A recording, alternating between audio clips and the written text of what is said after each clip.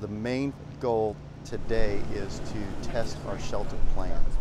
So we have redone our shelter plan. We reviewed it with all the agencies that are responsible for the different parts of the plan. We put the plan together and now it's time to exercise it to make sure it's going to work.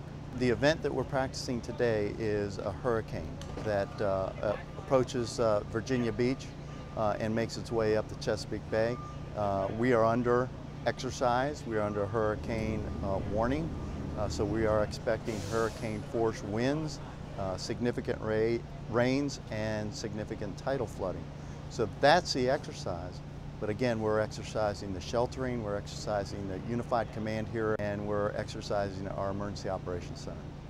In this one, we have about 15 county agencies, probably 150 to 200 county employees that are participating, and we have probably 50, 60 volunteers that are also participating. These exercises are developed again to prepare Fairfax County for any event, all hazards. And we do ask our residents to be prepared also. They need to know what to do, they need to know to have food, they need to have water. So make a plan, make a kit, and stay informed.